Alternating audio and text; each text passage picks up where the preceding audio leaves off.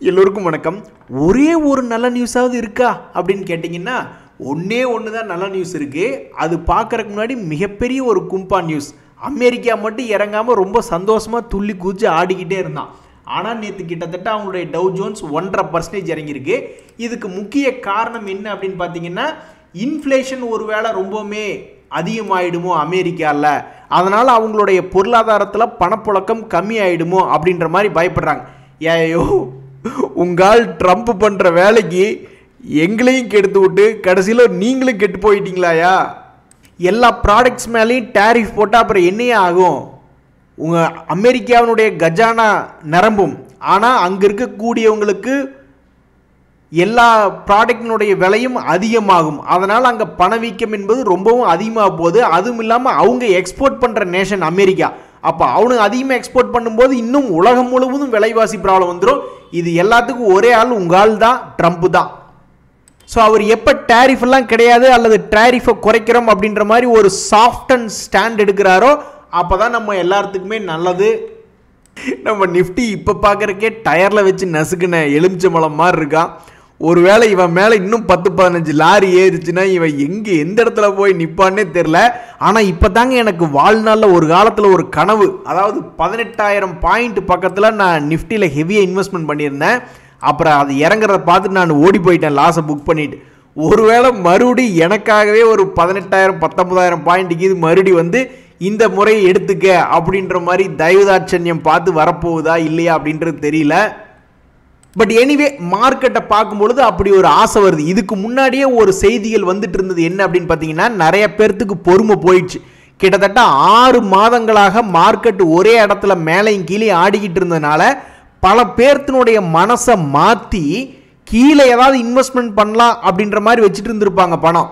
ஆனால் மார்க்கெட் சிறுசாக இறங்குறதும் ஏறதும் பார்த்து இனி இவன் எங்கே இறங்க போகிறான் அப்படின்னு மொத்த பணத்தையும் கொண்டு வந்து இந்த 6 மாதத்துக்குள்ளேயே லாக் பண்ணியிருந்தாலும் ஆச்சரியப்படுறதுக்கு இல்லை. ஆனால் சில பேர் 17,000 வரட்டும் 18,000 வரட்டும், அப்போ தான் அதுக்குண்டான பணத்தை என்ன பண்ணணும் அப்படின்ற மாதிரி நிறைய பேர் யோசிச்சுட்டு இருக்காங்க. ஸோ இந்த நிஃப்டி என்ன பண்ண போகுது அப்படின்றது பொறுத்து இருந்து தான் பார்க்கணும். அந்த ஒரே ஒரு நல்ல நியூஸ் இன்னைக்கு என்ன அப்படின்னு பார்த்தீங்கன்னா, இவர் தான் இப்போ இறங்கியிருக்கக்கூடிய மார்க்கெட்டினுடைய வீழ்ச்சியிலையும் கிட்டத்தட்ட மியூச்சுவல் ஃபண்ட் ஆகட்டும், அதே மாதிரி டைரக்ட் ஸ்டாக் போர்ட்ஃபோலியோ ஆகட்டும் ஓரளவுக்கு பாசிட்டிவில் இருக்குது அப்படின்ற மாதிரி நம்ம நண்பர் சொல்கிறாரு. நண்பர்களே, ஸ்டாக் மார்க்கெட்டில் இன்வெஸ்ட்மெண்ட் அப்ஜெக்டிவ் அப்படின்னு சொல்கிறாங்க. இந்த இன்வெஸ்ட்மெண்ட் அப்ஜெக்டிவ் வந்து எதை குறிக்குது அப்படின்னா, நீங்கள் வந்து ஒரு குறிக்கோள், அதாவது நிறைய பேர் வந்து லாபம் இது கிடைக்குமா அப்படின்ற மாதிரி நினச்சிக்கிட்டு உள்ளே வரவங்க இருக்காங்க ஸ்டாக் மார்க்கெட்டுக்குள்ளே. ஆனால் உண்மைக்கு ஸ்டாக் மார்க்கெட்டில் ப்ரொஃபஷனலாக இருக்கிறவங்க எப்படி அதை அப்ரோச் பண்ணுறாங்கன்னா, ஒரு பெரிய வீடு கிடைக்கணும், அல்லது குழந்தைகளுடைய கல்யாண செலவு, அல்லது அவங்களுடைய எதிர்காலம், அல்லது நம்மளுடைய ரிட்டையர்மெண்ட் அப்படின்ற எதிர்கால அப்ஜெக்டிவ் வச்சுக்கிட்டு, இன்வெஸ்ட்மெண்ட் அப்ஜெக்டிவ் வச்சுக்கிட்டு ஒரு குறிப்பிட்ட தொகையை சேர்த்தணும். தொகை வந்ததுக்கப்புறம் அதை எடுத்து கொண்டு போய் நம்ம என்ன அப்ஜெக்டிவ் வச்சோமோ அதுக்கு செலவு பண்ணணும் அப்படின்றதுக்காக தான் நிறைய பேர் ஸ்டாக் மார்க்கெட்டுக்கு ப்ரொஃபஷனலாக வர்றவங்க இருக்காங்க. மற்றவங்கெல்லாம் வந்து அதில் ஏதோ லாபம் வருது, பணம் போட்டு பார்க்குறோம் அப்படின்ற மாதிரி ஒரு குறிக்கோள் இல்லாமல் வர்றவங்க சில பேர் இருக்காங்க.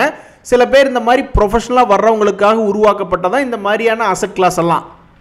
அப்போ ஒரு நண்பர் என்ன யோசிக்கிறாரு, 20 வருஷம் தொடர்ந்து மார்க்கெட்டில் இருந்துட்டு 20வது வருஷம்தான் பணத்தை வெளியெடுக்கணும் அப்படின்னு நினச்சிக்கிட்டு நல்ல பெரிய லாபத்தில் இருக்கும்போது கரெக்டாக 19வது வருஷத்தில் திடீர்னு மார்க்கெட் இறங்கிடுச்சுன்னா என்ன பண்ணுறது அப்படின்ற மாதிரி யோசிச்சுட்டு இருக்காரு.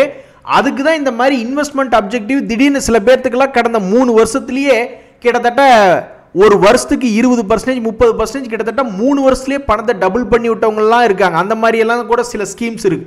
அப்போ அந்த மாதிரி நடக்கும் பொழுது எதுக்கு 20 வருஷம் வரைக்கும் வெயிட் பண்ணணும்? ஒரு குறிப்பிட்ட இன்வெஸ்ட்மெண்ட் அப்ஜெக்டிவ் வந்தோடனே க்ளோஸ் பண்ணிட வேண்டியது தானே. இப்படி பல்வேறு சினாரியோக்கள் வந்து உதவி செய்கிற மாதிரி இருந்தாலும் ஒரே ஒரு கும்பாக்குட்டி செய்தி மட்டும்தான் இந்த மாதிரி இன்வெஸ்ட்மெண்ட் அப்ஜெக்டிவை சீரழிச்சு விடும். என்ன அப்படின்னா, தொடர்ந்து 20 வருஷம் இப்படியே இருக்கணும் மார்க்கெட். அப்போ தான் எந்த இடத்துல போட்ட பணமும் வந்து அது கும்பாக்குட்டியாக இப்படியே கீழே போகும். இந்த மாதிரி எங்காவது 20 வருஷம் இப்படி கீழே இருக்குமா? இண்டெக்ஸுகள் இருக்கிறதுக்கு வாய்ப்பு இல்லை. ஏதாவது தனிப்பட்ட பங்குகள் மேபி இருக்கலாம். பட் இண்டெக்ஸ்களை பொறுத்த வரைக்கும் அதுலேயும் குறிப்பாக நேஷனல் ஸ்டாக் எக்ஸ்சேஞ்ச் இருக்குது, பாம்பே ஸ்டாக் எக்ஸ்சேஞ்ச் இருக்குது. அவங்களுடைய மிக முக்கியமான பெஞ்ச் மார்க் இண்டெக்ஸ்கள் நிஃப்டி 50 இண்டெக்ஸ் ஆகட்டும் அல்லது சென்செக்ஸ் ஆகட்டும் இந்த மாதிரி தொங்கி போகிறதுக்கு வாய்ப்பு என்பதே கிடையாது.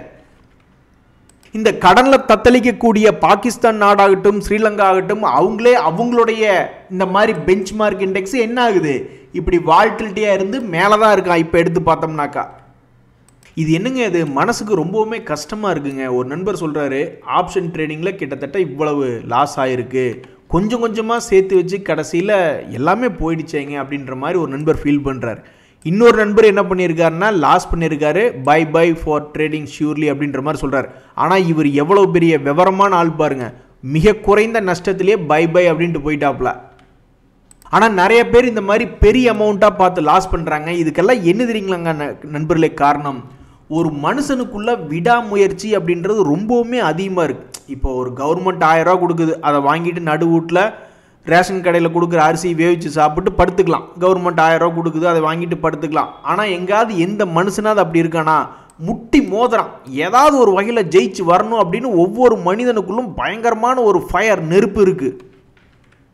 அந்த நெருப்பு வந்து சக்ஸஸ் ஃபார்முலா படிக்கிற விஷயத்தில் அல்லது வேலை பார்க்கக்கூடிய விஷயத்தில் அல்லது வேறு மற்ற துறைகளில் செலுத்தும் பொழுது அது சக்ஸஸ் ஆகி மேலே வந்துடுது.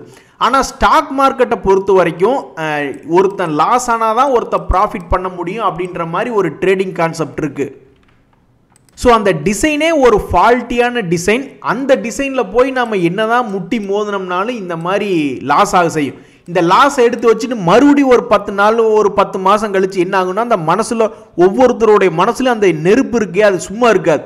மறுபடியும் ஏதாவது முயற்சி பண்ணுன்னு மற்ற இடத்துல போய் முயற்சி பண்ணால் பரவாயில்ல, மறுபடியும் இங்கேயே வந்து முயற்சி பண்ணால் அந்த சிஸ்டம் மாறவே இல்லை. ஒருத்தர் லாஸ்னா தான் ஒருத்தர் ஜெயிக்க முடியும் அப்படின்ற ஆப்ஷனில் இருக்கக்கூடிய சிஸ்டம் மாறவே இல்லை. அப்போ நீங்கள் 10 மாதம் கழிச்சு வந்தாலும் சரி, 10 வருஷம் கழிச்சு வந்தாலும் சரி, 10 நாள் கழிச்சு வந்தாலும் சரி, அந்த டிசைன் மாறாது. உங்களுடைய ஸ்ட்ராட்டஜி வேணால் மாற்றிட்டு வரலாம், பட் அதுவும் ரொம்ப நாள் ஒர்க் ஆகாமல் திடீர்னு கொஞ்ச நாள் ஒர்க் ஆகிட்டு மறுபடியும் ஃபெயில் ஆயிடுச்சுன்னு என்ன ஆகும், இப்படி தான் கொஞ்சம் கொஞ்சமாக சேர்த்து வச்ச பணம் என்பது போகும்.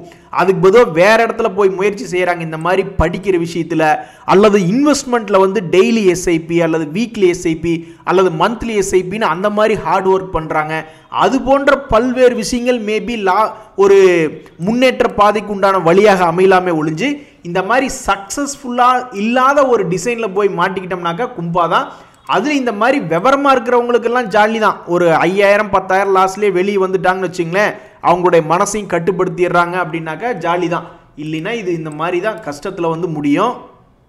அதே மாதிரி தான் இங்கே ஒரு நண்பருக்கு, நான் உப்பு விற்க போனால் மழை வருது, மாவு விற்க போனால் காத்தடிக்குது அப்படின்ற மாதிரி புட் ஆப்ஷன் வாங்கி பார்த்தேன், கால் ஆப்ஷன் வாங்கி பார்த்தேன், எல்லாம் ஆப்போசிட்டாக போகுது. இல்லைன்னா மார்க்கெட்டையே அரைச்சி ரெண்டையுமே ஜீரோ பண்ணி விட்டுறானுங்க. கடைசியில் பார்த்தா ஹெட்ஜிங் பண்ணதே வேஸ்ட் அப்படின்ற மாதிரி சமீபத்தில் ஒரு 2-3 நாள் ரெக்கவரி ஆச்சு இல்லையா, அப்போ இவருடைய போர்ட்ஃபோலியோ 6% ரெக்கவரி ஆச்சு. இனி மறுபடியும் திங்கக்கிழமை என்ன பண்ண போகிறான்னு தெரியல. ஸோ அதனால் பல பேர்த்துக்கு வந்து மனக்கதறலாத்தான் இருக்குது, மனக்குமரல் இல்லை, மனக்கதறலாத்தான் இருக்குது. இவர் நம்ம நண்பர் ஒருத்தர் வந்து 3 வாரத்துக்கு முன்னாடியே இதெல்லாம் தாங்க முடியாதுன்னு போட்டிருக்காரு. அவர் போட்டதுக்கப்புறமே மார்க்கெட் கொஞ்சம் இறங்கியிருக்கு. இனி அமெரிக்கா இருக்கிற நிலமையில நம்மளுக்கு மண்டே அன்னைக்கு ஏதாவது பிளாக் மண்டே மாதிரி எந்தையாவது ஒன்று பண்ணி விட்டாங்கன்னா அப்போ நம்ம நாட்டில் எத்தனை பேர் எவ்வளவு தான் தாங்க முடியும்? ஒரு நண்பர் போலிங்கர் பேண்ட்னா என்ன அப்படின்ற மாதிரி கேட்குறாரு. அதாவது போலிங்கர் பேண்டை எப்படி யூஸ் பண்ணலான்னா 2 வகையாக யூஸ் பண்ணலாம். ஒன்று, ஒரு நார்மலான ஒரு மார்க்கெட் இருக்குன்னு வச்சிங்களேன், அப்போ ஒரு எந்த விதமான பிரச்சனையும் இல்லை அப்படின்னா என்ன அர்த்தம், ஒரு கரெக்டான ஒரு வேல்யூ இருக்கணும், ட்ரேடிங் ப்ரைஸ் இருக்கணும். ஒருவேளை துப்புன்னு கீழே விழுந்துட்டான்னா மறுபடியும் அதை ரீச் பண்ணுறதுக்கு தான், அவனுடைய ஏவரேஜ் ப்ரைஸ் ரீச் பண்ணுறதுக்கு தான் வாய்ப்பு அதிகம் அப்படின்றது ஒரு கான்செப்ட். அதே மாதிரி ஒரு ஏவரேஜ் ப்ரைஸ்லேருந்து அப்நார்மலாக 10% 20% ஏறி ஆடிக்கிட்டு இருக்கா, நம்மளுக்கே தெரியுது இவன் ரொம்ப ஓவர் ஆடுறானோ அப்படின்ட்டு. அப்போ ஒரு வேளை இறங்கி மறுபடியும் அவனுடைய கரெக்டான ப்ரைஸுக்கு வருவானோ அப்படின்ற மாதிரி யோசிக்கிற ஒரு கான்செப்ட்டுக்கு இந்த போலிங்கர் பேண்ட் அப்படின்றது உதவி செய்யுது.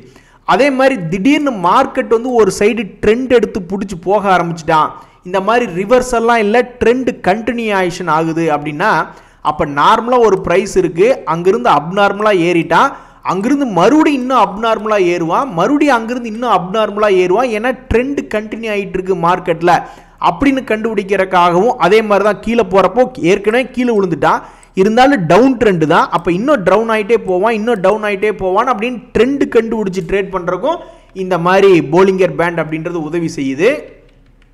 இப்போ 2024 இந்த நிஃப்டிக்கு அப்படி போட்டு பார்த்தோம்னு வச்சிங்களேன், ஒரு இடம் வந்து இவன் அப்நார்மலாக மேலே போய் பார்த்துருக்கான், கிடையாது, நீ அப்நார்மலான ஆள்லாம் கிடையாது, நீ ஒரு நார்மல் மார்க்கெட் தான் சொல்லி அவனை கீழே இறக்கி விட்டாங்க.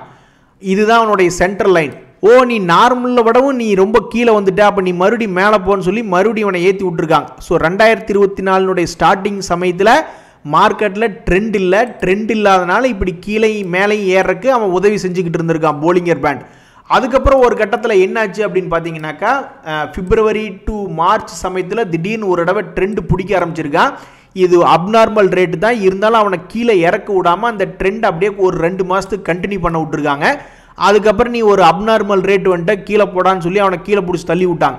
கீழே தண்ணி விட்டோன்னே மறுபடியும் நீ ஒரு ஏவரேஜ்னு ஆள் தான் மறுபடியும் மேலே போன்னு சொல்லி ஏவரேஜ் இதுதான் ஏவரேஜ் ப்ரைஸ், அந்த ஏவரேஜ் ப்ரைஸ் கீழே விழுந்தோன்னா மறுபடியும் மேல் நோக்கி அனுப்பிச்சி விட்டாங்க.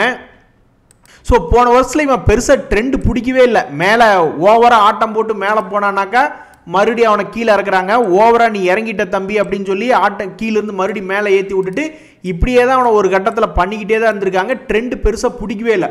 ஒரே ஒரு முறை அந்த எலெக்ஷன் வந்து ஞாபகம் இருக்குங்களா, ஜூன் மாதம், அப்போ வந்து பிரச்சனைகள்லாம் முடிஞ்சு ஒரு குறிப்பிட்ட கவர்மெண்ட் ஆட்சியை ஃபார்ம் பண்ண உடனே அதுக்கப்புறம் மேலேயே தான் இருந்திருக்கான். நீ அப்நார்மல் ரேட்டெல்லாம் கிடையாது, இது ஒரு நல்ல ரேட் தான், நீ கண்டினியூ பண்ணு, ட்ரெண்டை கண்டினியூ பண்ணுன்னு அந்த போலிங்கர் பேண்ட் மேலே அந்த ஹையர் பேண்டை டச் பண்ணாலுமே தொடர்ந்து அதை ஒட்டியே போக வச்சிருக்கானுங்க. ஸோ தற்போதைக்கு என்ன ஆக போகுது அப்படின்றது யாருக்குமே தெரியாது. இந்த மாதிரி இருக்கே, இது வந்து டவுன் ட்ரெண்ட் கண்டினியூ ஆகணுமா இல்லை டவுன் ட்ரெண்ட் ரொம்ப இறங்கிட்டப்பா தம்பி அப்படின்னு மேலே அனுப்புகிறாங்களா அப்படின்றது யாருக்குமே எதுவுமே தெரியாது. இப்படி தாங்க அந்த போலிங்கர் பேண்ட் அப்படின்றத யூஸ் பண்ணணும். நண்பர்களே, இந்த சமயத்தில் வந்து ஒருத்தருக்கு 10 வருஷம் எக்ஸ்பீரியன்ஸ் இருக்குது. அவர் சொல்கிறாரு பாருங்க, அவர் எத்தனையில் போட்டிருக்காரு பாருங்க, மியூச்சுவல் ஃபண்டு, பென்ஷன் ஸ்கீமில் போட்டிருக்காரு, டைரக்ட் ஸ்டாக்ஸில் போட்டிருக்காரு. இவருடைய எக்ஸ்பீரியன்ஸ் என்ன அப்படின்னு பார்த்தீங்கன்னா, கடந்த 10 வருஷத்தில் என்னைக்கு ஒரு 30 to 50% லாபம் வருதோ அப்போ புக் ப்ராஃபிட், அந்த மாதிரி ப்ராஃபிட்டை புக் பண்ணிக்கிறது ஒரு நல்ல விஷயம் அப்படின்ற மாதிரி சொல்கிறாப்புல. ஸோ இன்றைய காலகட்டத்தில் இன்றைய சூழலில் வந்து லாங் டைம் ரொம்பவுமே கஷ்டமாக போய்கிட்டு இருக்கு. ஸோ 10 வருஷம் எக்ஸ்பீரியன்ஸுக்கு அவர் என்ன யோசிக்கிறாருன்னா, ஒரு 30 to 50% வந்துச்சுன்னா புக் பண்ணிக்கிறது நல்லதோ அப்படின்ற மாதிரி அவர் யோசிச்சுக்கிட்டு இருக்காரு. இந்த சமயத்தில் அவருக்கு பலதுலையும் பணம் போட்டிருக்கிறதுனால அவருடைய கம்பேரிசனில் வந்து எது பெஸ்ட் அப்படின்னு அவருக்கு தோணுதுன்னா, இந்த ஈக்விட்டி லிங்க்டு சேவிங் ஸ்கீம் அப்படின்றதெல்லாம் கொஞ்சம் பரவாயில்ல மாதிரி இருக்குது அப்படின்றது அவருடைய பர்சனல் ஃபீலிங்.